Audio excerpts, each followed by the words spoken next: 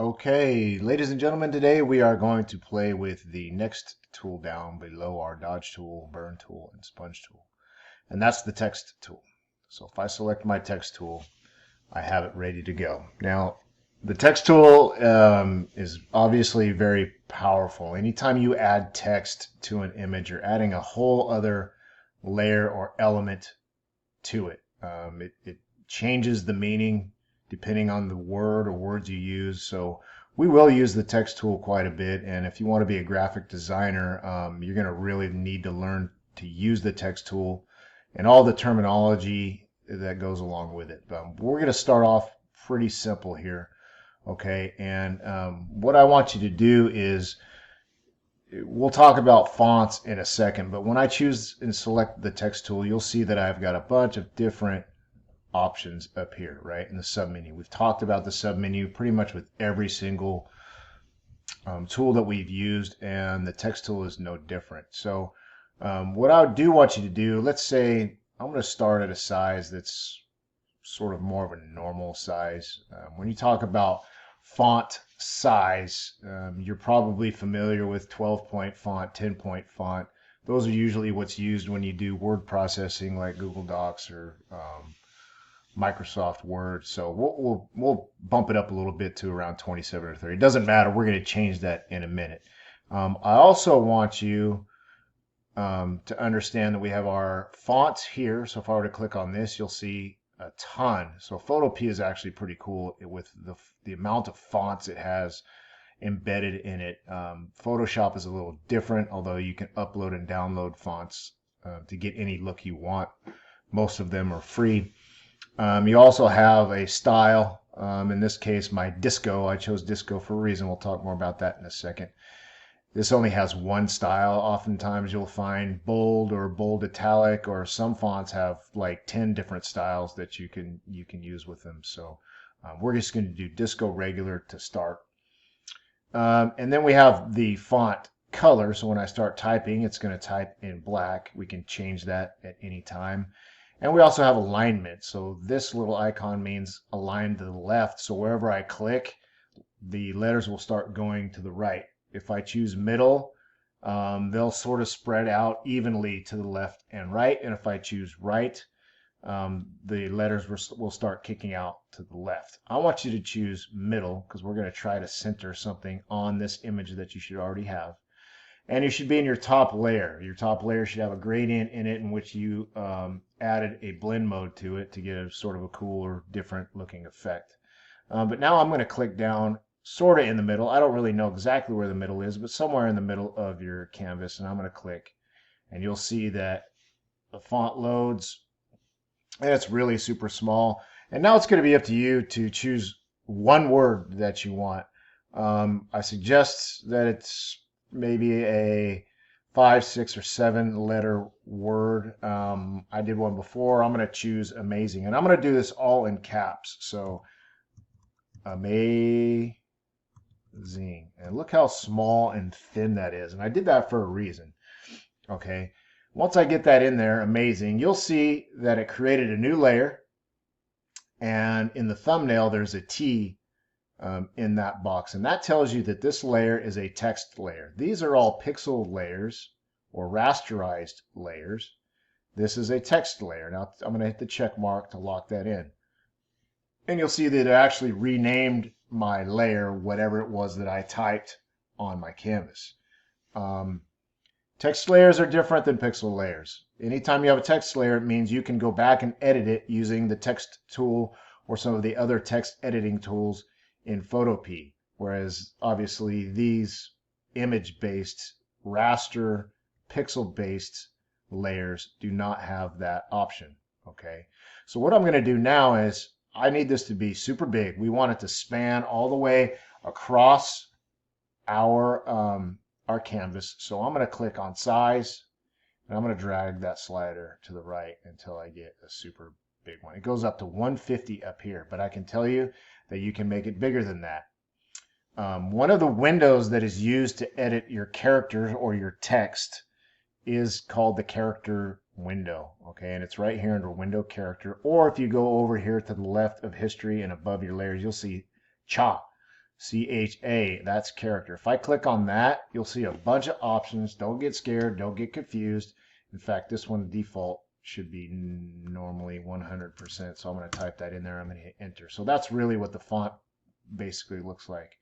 But if I go up to size and I go over to the left of the number and I hover over the word size, you'll see that my cursor changes, which means I can left click, hold, and drag and continue to increase the size of that. If I go up, right, and left, it'll increase and decrease the size of my font. And I'm going to get it pretty big here, almost to the border. We want to leave a little margin or a little space between the word and the size of our, or in the sides, excuse me, of our canvas.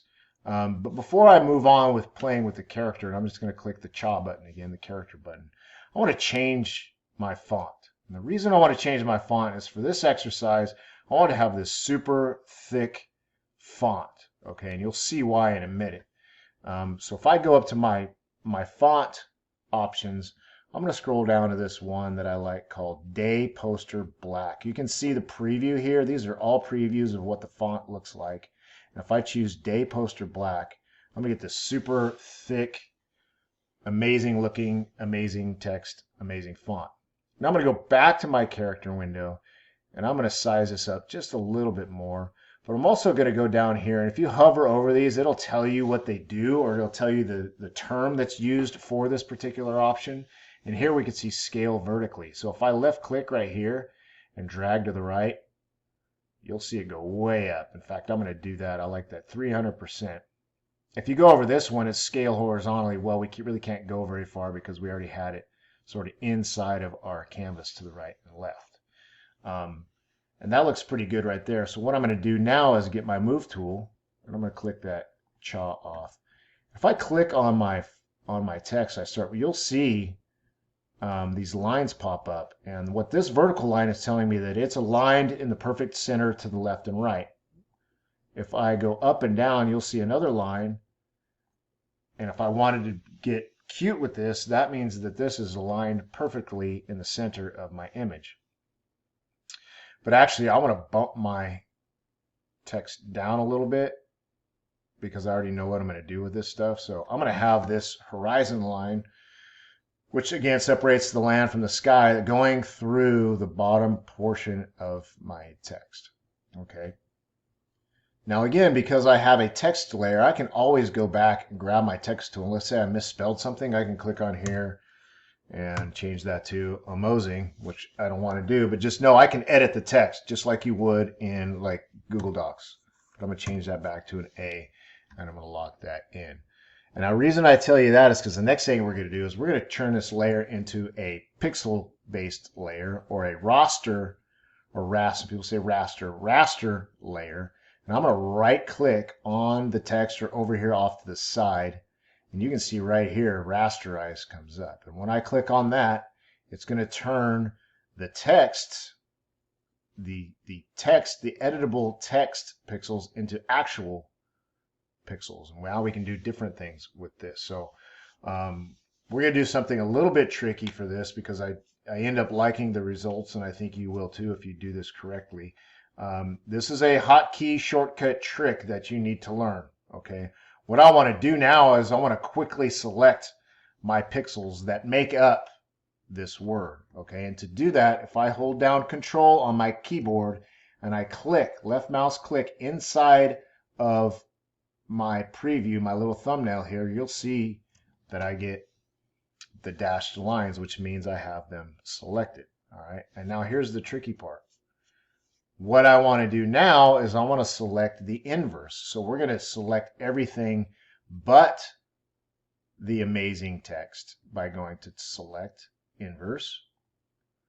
Okay, and now I'm going to hide this layer, and I'm going to create another new layer down here, left click, an empty layer. And now I'm going to fill this with black. In fact, if you want, you can fill it with whatever color you want. I sort of like black, so I'm going to do that. I'm going to go to Edit, Fill, and change my fill. Make sure you change it to black at 100%. I'm going to click OK. All right, now I'm going to hit Control D to deselect. And so now we have this like pretty cool text where you can actually see an image through it. And And that's basically all we're going to do today. What I don't like is this big negative space up here. So I'm going to use a tool you guys have already learned. And I'm going to grab my crop tool and I'm going to click on the image.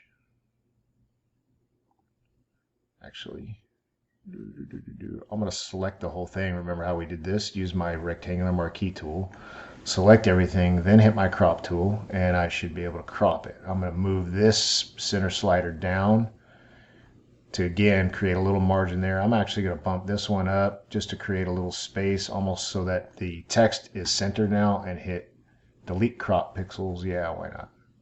Check. Deselect, Control D, and now we have sort of a nice centered text base, weird looking surreal image. And this is what I want you guys to save today. If you want to toggle through blend modes and see what happens with that layer, not a whole lot happens when you actually have black. That's actually pretty cool right there. Soft light, hard light doesn't really do anything. But if you want to toggle through those just to see if you get anything, look at that, sort of turned it to black and white. Not bad, a little hard to read, but I'm going to go back up and I'm going to keep it to normal. So that's it for today. Make sure you save your file properly. So this is photopea 9, I believe. I'm going to double check for you just to make sure. Yeah, this was yesterday, so I would change that to photopea 9 and save it and submit it.